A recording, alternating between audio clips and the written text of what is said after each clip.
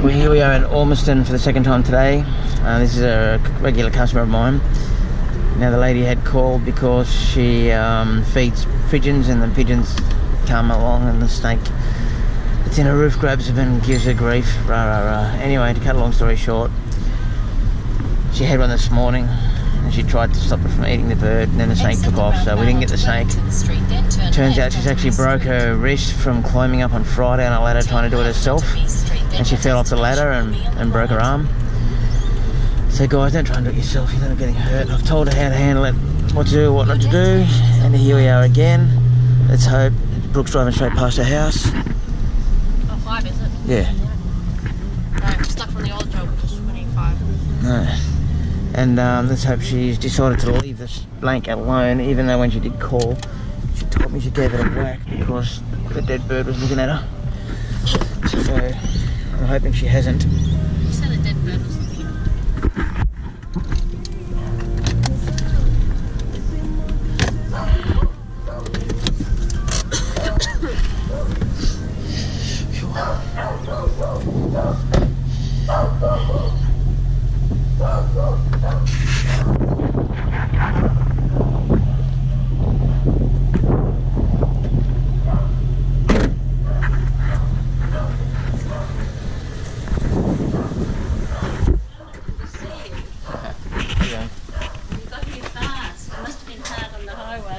Oh, before there was a bike ride, as in motorbike ride.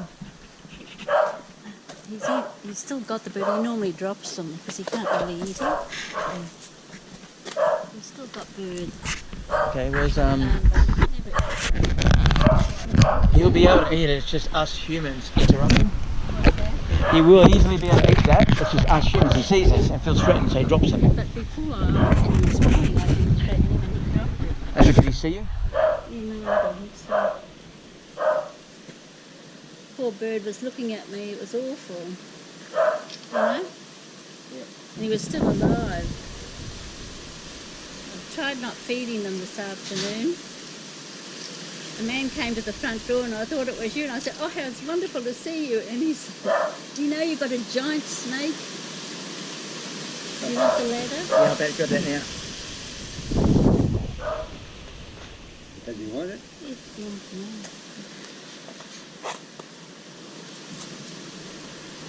Come on.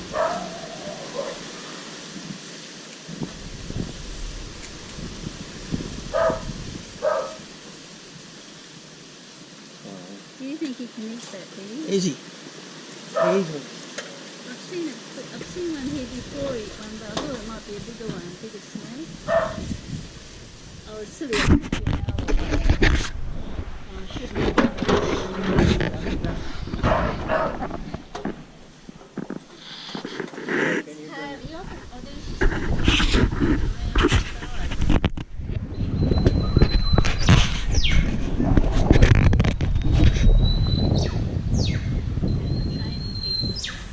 Yep.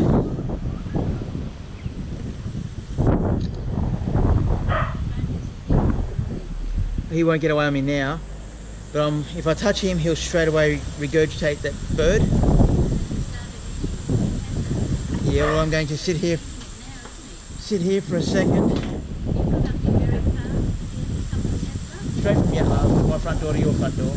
The last time there was a motorbike, what do you call it? A fundraiser, about 300 motorcycles, and the police had blocked off the lanes and let all the bikes through.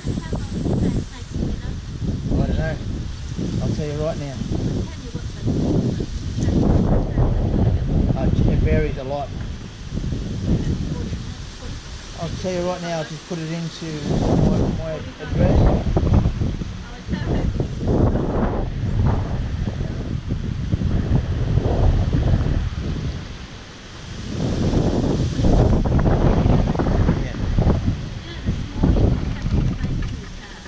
Yeah.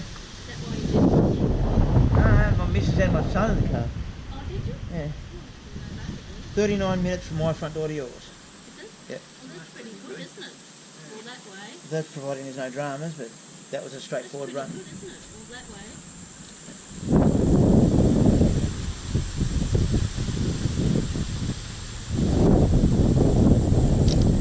That was horrible, actually, looking at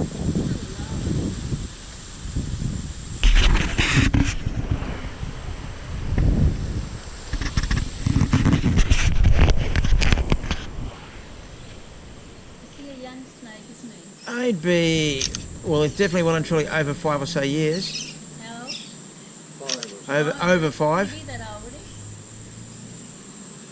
Yeah, I thought it was very young. I'm getting some pretty good photos here Yes. of carpet python teeth, which I can use for educational purpose. No, he's eating, but I was taking photos of his teeth, because a lot of people think, you know how you said before, carpet pythons don't bite. They've got nearly 100 teeth, and when they bite it bloody hurts, you know. They've got a lot of teeth. Yeah, nearly 100. And he was showing his teeth then, so I got some really good photos of him. Oh, that's good, because people don't understand about them. Do they? No. No. Actually, I'll live stream this. That's your life's work, eh? Yeah, that's all. I do it I'm so 7 glad days. you got here in time this time. I was sure he'd drop it and we'd be back to square one. No. You've got a little earner here. I reckon you'll have to come every second day and get rid of others. There's probably 4 others lying around somewhere. With all these birds, they say, we've got a feast here for a month. I shouldn't have got you to take the thing down. It's just they sit on the lines, you know, and people complain.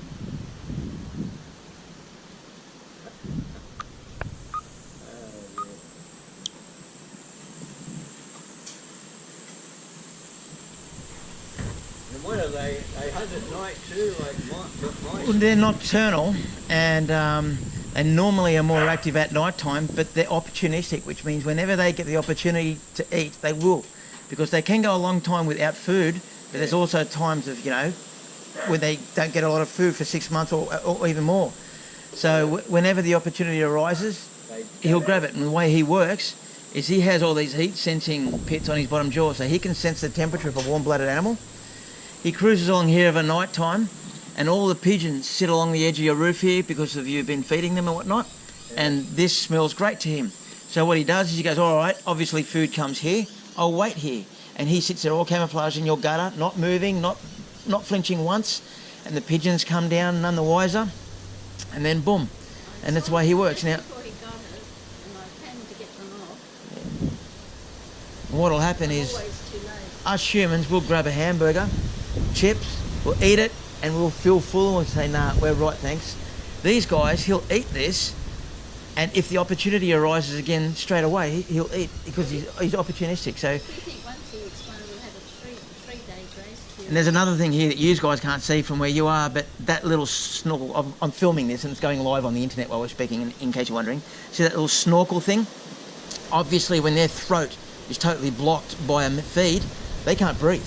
So they have this thing called a glottis, which is like a snorkel or like a straw that pokes out of their mouth, and that's the snake's tongue poking out there, plus the glottis. And whilst its whole throat is blocked by the bird, it uses this little snorkel thing here to be able to breathe properly, which is pretty amazing. Because sometimes this can take hours for it to get a big feed down. What's that, sorry? With the internet. Both. I'm teaching you at the same time as teaching the rest of the world. And I've got this GoPro here going, so this thing goes worldwide, this one goes Gold Coast wide, and I'm talking to you at the same time. But that's the snake's tongue right there. And you can see the glottis, the little snorkel. It's horrible, but it's Mother Nature. The thing that's upsetting to me is I know pigeons are so riddled with worms that each time a snake eats a pigeon, they get an infestation of worms. Not that they don't already have them, and Mother Nature has a way that they can live in harmony with it. But pigeons are very, very infested with pathogens.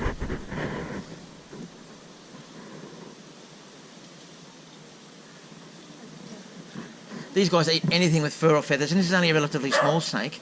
So this pigeon is more than enough of a good feed for it. He's only a small one, isn't Yep.